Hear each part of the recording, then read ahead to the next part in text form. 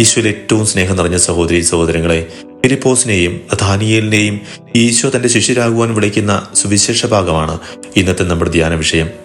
ഇവർ രണ്ടുപേരും ഈശോ ആരാണെന്ന് അനുഭവിച്ചറിഞ്ഞ ശേഷം ഉറച്ച ബോധത്തോടുകൂടി അവിടുത്തെ അനുഗമിച്ചവരാണ്. യോഹന്നാൻ 1:49 നാം ഇങ്ങനെ വായിക്കുന്നു: നഥാനിയേൽ പറഞ്ഞു, റബ്ബി, അങ്ങ് ദൈവപുത്രനാണ്, ഇസ്രായേലിന്റെ രാജാവാണ്.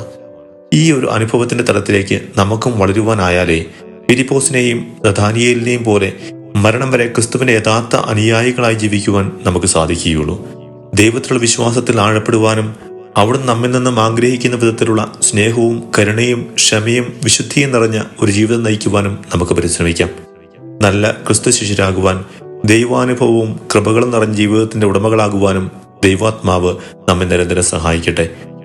നമ്മുടെ കർത്താവായ യേശു മിശിഹായുടെ കൃപയും പിതാവായ ദൈവത്തിന്റെ സ്നേഹവും പരിശുദ്ധാത്മാവിന്റെ സഹവാസവും നമ്മോടുകൂടി ഉണ്ടായിരിക്കട്ടെ, ഇപ്പോഴും എപ്പോഴും എന്നേക്കും. ആമേൻ.